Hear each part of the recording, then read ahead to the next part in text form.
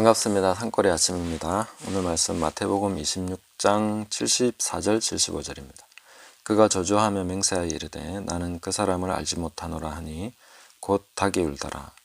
이에 베드로가 예수의 말씀에 닭 울기 전에 내가 3번 나를 부인하리라 하심이 생각나서 밖에 나가서 심히 통곡하니라. 아멘.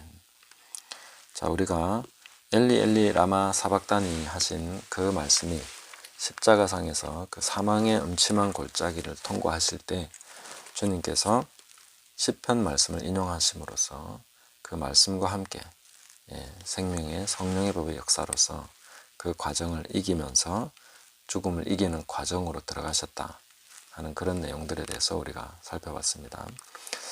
그래서 죽음의 상황이지만 말씀이 그와 함께 계실 때에 그것이 바로 생명이 되는 그 역설적인 상황, 우리도 바로 그런 상황들을 계속 살아가고 있다 하는 것을 깨달아가면 좋겠습니다. 그 극명한 실례로서 한 가지 예가 바로 오늘 읽은 이 말씀입니다.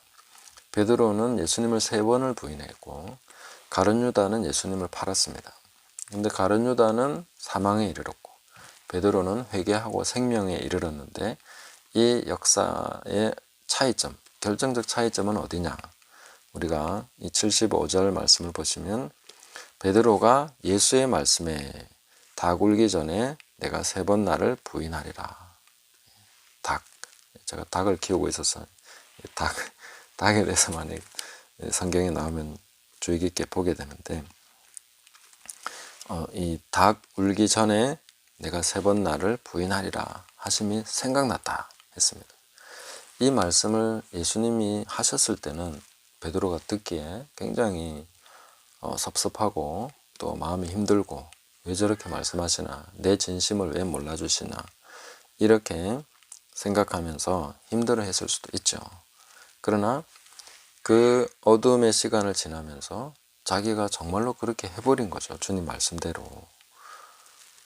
그 3번을 부인하는 과정 속에서는 이게 말씀대로 되고 있다는 생각을 못했습니다. 그런데 닭이 있다고 오니까 곧 닭이 울더라. 닭이 우니까 그게 딱 생각이 난 거죠. 주님 말씀이 생각난 것이 바로 생명입니다. 생명의 성령의 법이 역사하고 있는 거죠. 반면에 가룟 유다는 죄와 사망의 법이 역사하고 있는 거죠. 그 죄에 짓눌리고 죄에 대해서 막 생각하게 되고 자기 양심과 그 고통 때문에 견딜 수 없는 그런 고통 속에서 짓눌리다가 극단적인 선택을 하게 된 것이죠. 이런 차이점들이 있다는 것입니다.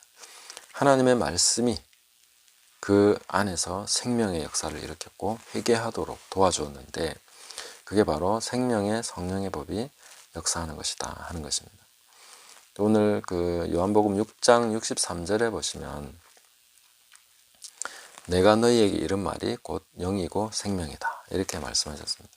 예수님이 해주신 말씀들이 전부 다 영이고 생명이라는 거죠. 그리고 이 66권 우리를 위해서 성령께서 기록하게 하신 이 66권의 말씀 전체가 영이고 생명입니다. 우리에게 주어진 그런 영의 양식일 뿐만 아니라 결정적인 순간에 우리에게 생명을 주는 그런 것이죠. 그래서 말씀과 이 성령으로 거듭나게 되고 그렇게 우리가 이 말씀이 우리 안에서 계속해서 역사함으로써 열매를 맺게 됨으로써 또 우리가 그 나라의 백성으로서의 그 충분한 넉넉한 그런 자격과 요건을 갖추게 되는 것입니다. 이런 것을 우리가 계속 생각하시면서 오늘 우리 안에 말씀이 역사하시는 것을 사모해야 됩니다.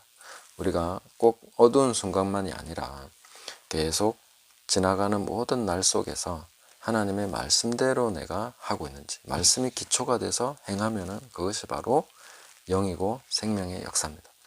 똑같이 하고 있는 것 같은데 하나님 말씀을 듣고 행하는 자와 또 듣고도 행하지 않거나 말씀과 상관없이 행하고 있는 그런 것과는 엄청난 차이가 있는 거죠. 이 생명과 사망의 차이가 나게 된다 하는 것입니다. 우리가 평소에 이 말씀들을 계속 적용하고 이 말씀들이 내 삶 속에 살아 움직이도록 하는 이런 연습들을 계속 하게 되면은 이 말씀이 우리 안에서 실제로 이루어지고 성령께서 역사하시는 것을 보게 된다는 것입니다. 그냥 성경을 원리대로만 적용하는 것이 아니라 성경 말씀대로 내가 적용하면서 나갈 때 그 이상의 엄청난 역사가 나타나게 되는데, 그게 바로 성령께서 역사하시기 때문이다 하는 것입니다.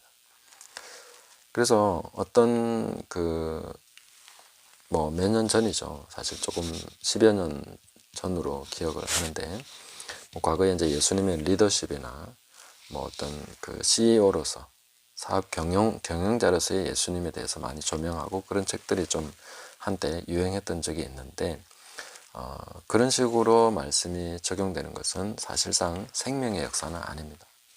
잘못된 적용인 거죠. 그렇다고 효력이 없는 것은 아닙니다. 말씀의 어떤 원리를 가져와서 적용을 했기 때문에 효력은 있습니다. 그러나 그것이 성령과 함께 역사하는 생명의 성령의 법으로 역사하는 것은 아닙니다.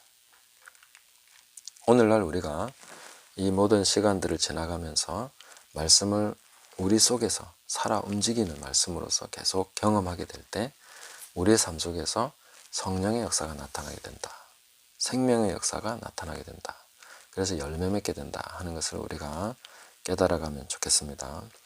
그래서 오늘 이 말씀이 하나의 가장 극명한 실례가 되고, 앞으로 우리가 살아가는 많은 시간들이 하나님의 말씀이 내 속에 살아 움직이는 그런 시간이 되도록 계속해서 성령께서 역사하시도록 내어드리는 그런 시간이 되면 우리 삶이 우리가 생각했던 것 이상으로 엄청난 역사들이 나타나게 될 것입니다. 저는 조금씩 그런 부분들을 경험해 가고 있다고 생각을 합니다.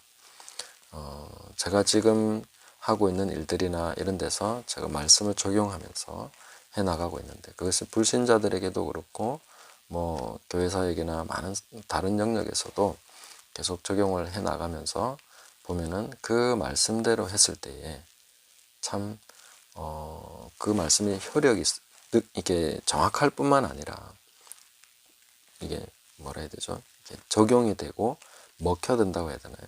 작용할 뿐만 아니라 그 이상의 성령께서 그 말씀으로 역사하시는 것을 계속 보고 있습니다. 그래서 이런 일들이 크리스찬의 삶에서 계속 되면 얼마나 좋을까 하는 것을 생각하면서 이 말씀을 전하게 되는데, 계속해서 하나님 말씀을 경험하시면서 열매 맺으면서 나가는 저와 여러분 되시기를 예수님의 이름으로 축복합니다. 감사합니다.